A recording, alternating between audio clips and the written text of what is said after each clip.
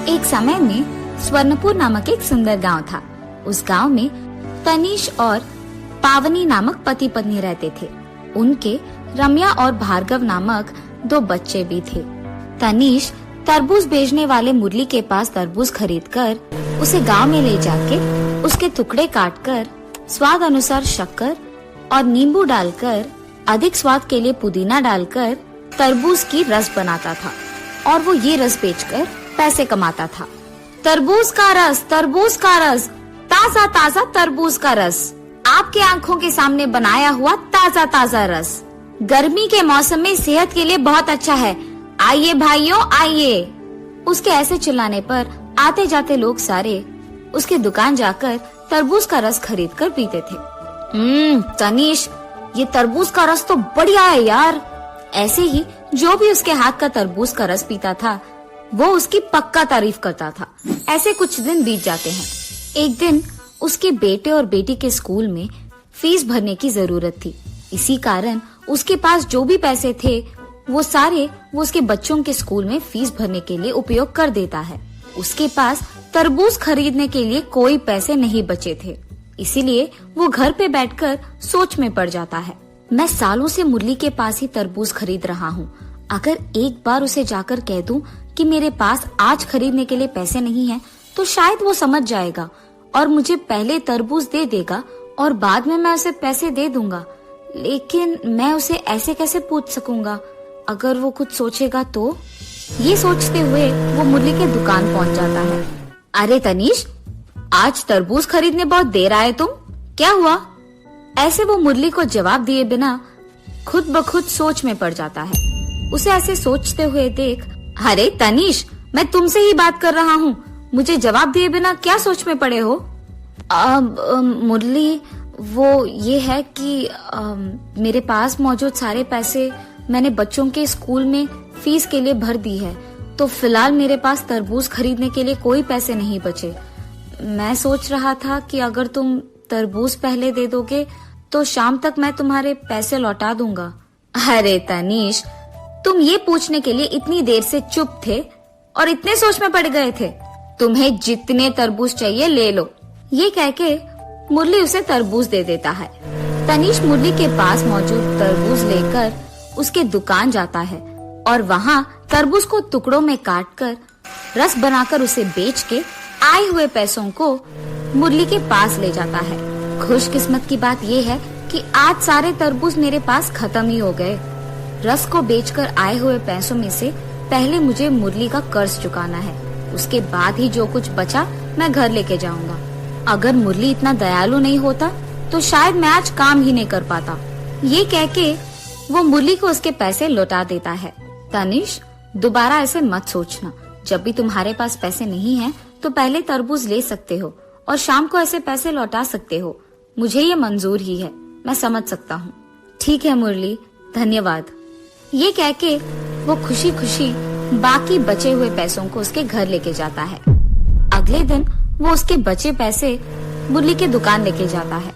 कल मैंने कम पैसे कमाए थे, मुरली को देकर बाकी जो मेरे पास बचे वो अभी तरबूज खरीदने के लिए कम पड़ जाएंगे, तो जो भी पैसे मेरे पास बचे मैं उन्हें पहले मुरली को दे देता हूँ और उसे बोलूंगा कि जो भी पैसे बाकी है वो मैं शाम को दे दूंगा।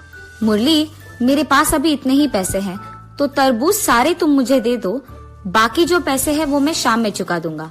मंजूर है? अरे कोई नहीं तनीश, मंजूर है। ऐसे कहकर मुरली तनीश को तरबूज दे देता है। तब से तनीश के पास जितने पैसे होते थे वो उतना मुरली को दे देता था और जो भी पैसे बाकी थे वो शाम तक उसको चुका देता था।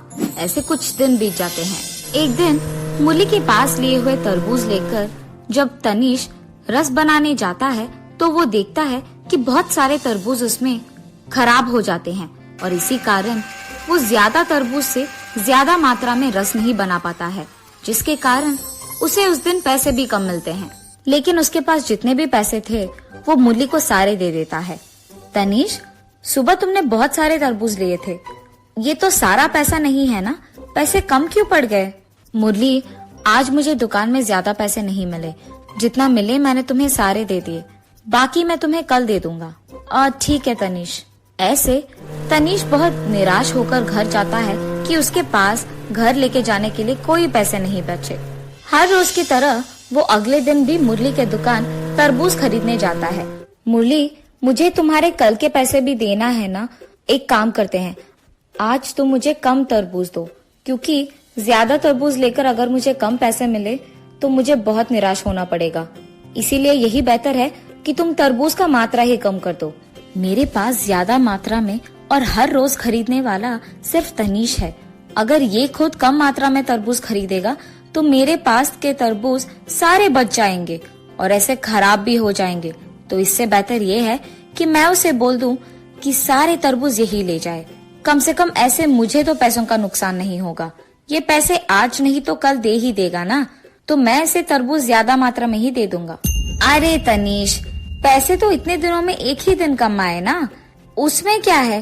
तुम्हारे पास जब भी पैसे है तभी दे देना, एक ना एक दिन तो दे दोगे ना। फिलहाल तुम सारे तरबूज लेके ही जाओ, दुकान का काम नहीं रोकना है ना, लेके जाओ। मुरली के ऐसे कहने पर तनीश भी उसके गाड़ी में बहुत सारे तरबूज लेकर दुकान के यहाँ जाता है और तरबूज का रस बनाने के लिए जब एक तरबूज लेकर उसे काटता है तो देखता है कि वो अंदर खराब हो गया है। फिर एक और तरबूज लेकर उसे भी काटता है, उसे भी अंदर खराब होते हुए देख वो बहुत निराश होता है। हाँ, आज भी इतने सारे तरबूज में से आधे खराब ही है।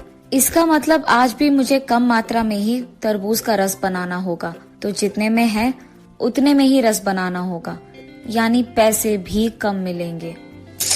ये सोचकर वो जो तरबूज खराब हो गए उसे फेंक देता है और बाकी से रस बनाकर उसे बेचता है। आज भी मुझे नुकसान मिला है क्योंकि मैंने ज्यादा मात्रा में तरबूज खरीद लिया है और जितने मैंने खरीदा सारे दिखने में बाहर से अच्छे थे। तो इसके लिए मैं मुरली को कुछ नहीं कह सकता, क्योंकि बाहर से वो तरबूज दिखने में तो अच्छे ही थे, अंदर जब मैंने उन्हें काटा तो खराब निकले। इसमें उसका कोई गलती नहीं है। तो जो भी मुझे पैसे उसे देने हैं वो तो देने ही पड़ेंगे। अब मैं इन पैसों को कहाँ से लाऊं? अगर मैं उसे सच भी बता दूं कि पैसे मुझे कम मिले तो शायद वो मेरा यकीन नहीं करेगा। इसीलिए उसे ना बताना ही बेहतर होगा। अगली बार पैसे लेकर ही उसके दुकान जाना अच्छा है। इसी सोच में पड़े हुए अगले दिन वो कहीं नहीं जाता है, घर से बाहर ही नहीं निकलता है और यही सोचते हुए घर पे रह जाता है। ऐसे कुछ दिन बीत जाते हैं। हर रोज की तरह मुरली एक दिन तरबूज बेचते रहता है। बहुत सारे दिन बीत गए। तनीश तो अब तक नहीं आया पैसे लेकर। वो तो हर रोज आता है लेकिन कुछ दिनों से बाहर ही नहीं आ रहा। अगर उसे घर भी जाना है तो मुझे उसके घर का पता भी नहीं पता। अब क्या करूं? क्या इसने मुझे धोखा दिया? क्या मेरे पैसे लौटकर नहीं आएंगे? उसने ज्यादा तरबूज लेने के लिए ना भी कहा था, मैंने ही उसे ज्यादा तरबूज दे दिया, ये सोचकर कि मेरे पैसे एक न एक दिन ये लौटा ही देगा। अब देखो क्या हो गया। ये सब मेरी ही गलती थी, मुझे उस पर यकीन ही नहीं करना था। वैसे ये सब सोचकर कोई फायदा नहीं है। जब तनीश मेरे पास तरबूज खरीदता था तो मेरे दुकान में सारे खत्म तो हो जाते थे। अब क्योंकि वो नहीं खरीद रहा, सारे वैसे के वैसे बच ही जा रहे हैं और ऐसे ही ज्यादा दिन रहेंगे तो खराब भी हो जाएंगे। मुझे इनके बारे में कुछ न कुछ करना ही होगा। हाँ, अगर मैं भी तनीश की तरह तरबूज का रस बना के बेचूं तो शायद मुझे और पैसे मिलेंगे और इसी बहाने दुकान में सारे तरबूज खत्म तो हो जाएंगे, कम से कम बच नहीं जाएंगे। यही अच्छा है, मैं भी तरबूज का रस बनाकर बेचूंगा। जब रस तैयार करने के लिए वो तरबूज को काटता है तो मुरली देखता है कि तरबूज के अंदर तो खराब हुआ है। एक और तरबूज लाकर वो काटता है। फिर वो वही देखता है कि तरबूज का अंदर भाग तो खराब हो गया है। इसलिए बचे कुछ अच्छे तरबूज को काटकर वो जब रस बनाता है और बेचता है तो स्वाद उसका ठीक न रहने के कारण आए हुए ग्राहक भी नहीं पीते हैं। ऐसे ही तरबूज का रस बनाकर बेचने में रात हो जाती है। आज मैंने अपने पास बचे तरबूज को काटकर रस बनाने की कोशिश की, लेकिन जो भी मेरे पास बचे थे उनमें आधे तो खराब ही थे और जितने में मैंने रस बनाया वो स्वादिष्ट नहीं था। और ये सब इसीलिए हुआ क्योंकि मुझे तरबूज का रस बनाना नहीं आता है। मैंने ये गलती किया कि जो काम मुझे नहीं आता उसको मैंने किया, जो काम मुझे आता है उस पर ध्यान नहीं दिया। इसीलिए मुझे पैसों का नुकसान भी हुआ है।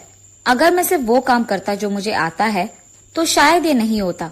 इसीलिए मुझे सिर्फ तरबूज को बेचने में लगे रहना है, तरबूज का रस बनाकर उसे बेचने में नहीं। ये फैसला करके वो हर रोज की तरह सिर्फ तरबूज बेचने में लगे रहता है।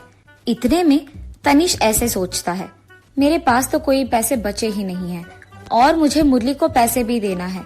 कितने दिन मैं इसी चिंता में घर पे बैठे रहूंगा। ऐसे ही करूंगा तो बच्चों के फीस कैसे भरूंगा और उन्हें पढ़ाऊंगा कैसे? ये सब नहीं होगा। कुछ भी करके मुझे मुरली का पैसे तो चुकाना ही होगा। इसलिए यही बेहतर है मैं अपने खेत को बेचकर आए हुए पैसों से मुरली का कर्ज चुका दूं। वैसे मेरा दुकान तो जारी रहेगा और पैसे मिलेंगे। ये फैसला करके वो तुरंत उसके खेत का कागज लेकर उसके दोस्त प्रसाद के पास जाकर उसे गिरवी रखता है। प्रसाद तनिष के कागज लेकर उसे पैसे देता है और तब तनिष उन पैसों को लेकर मुरली के दुकान जाता है। उसे देखते ही, तनिष, मुझे तुम्हें देखकर बहुत गुस्सा आ रही है। मैंने तो तुम पे भरोसा किया है। मैंने सोचा कि तुम मुझे पैसे दे दोगे वक्त पे, पर तुम तो गायब हो गए यार, मुझे दिखे ही नहीं। तुम पे अंधविश्वास करना मेरा ही गलती था। सबक सिखा दिया ना तुमने। अब तुम पे मुझे कोई भरोसा नहीं। मुरली, तुम्हें पैसे देने में देरी करने के लिए मुझे माफ कर दो। ये लो तुम्हारे पैसे, सारे दे रहा हूँ। तुम्हारा कर्ज चुका दिया मैंने। आइंदा ऐसे मैं कभी नहीं करूँगा। पैसे वक्त पे दे दूंगा।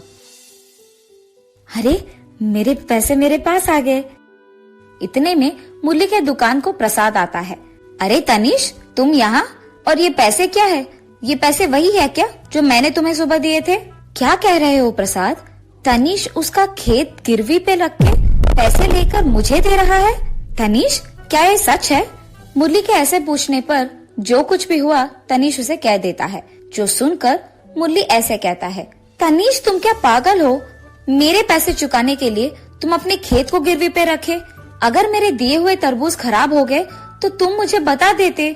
ऐसे चुपचाप भुगतने की जरूरत क्या थी? जब तुम यहाँ नहीं आए तो मैंने भी तरबूज का रस बनाकर बेचने की बहुत कोशिश की, पर वो नहीं हुआ। और तो और मुझे पैसों का नुकसान भी हुआ, तो मैं समझ सकता हूँ। प्रसाद, तुम ये पैसे लेकर तनिष के कागज उसे वापस लौटा दो। मुरली के ऐसे कहने पर प्रसाद कागज लेके आने के लिए उसके घर चले जाता है। तनिष, मुझे माफ कर दो।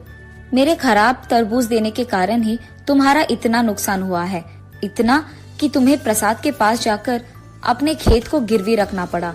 अब तुम्हें मुझे पैसे देने की कोई जरूरत नहीं है। तुम ईमानदार हो, नेक इंसान हो, मुझे तुम पे भरोसा है। इसीलिए अब से तुम एक काम करो, मेरे दुकान के बाहर ही तुम भी अपना दुकान लगा लो। मैं यहाँ से तरबूज दूंगा और तुम रस बनाकर उसे बेच दो। ऐसे हम दोनों का नुकसान नहीं होगा और हम दोस्त बनके ये व्यापार कर सकते हैं। ठीक है मुरली, मंजूर है। इतने में प्रसाद वहाँ आकर तनिष के कागज लौटा देता है और मुरली से उसके पैसे ले लेता है। तब से तनिष और मुरली दोनों एक जगह ही दुकान अपना लगाकर अपने अपने काम करने में व्यस्त रहते हैं और खुशी खुशी उनका दोस्ती निभाते हैं।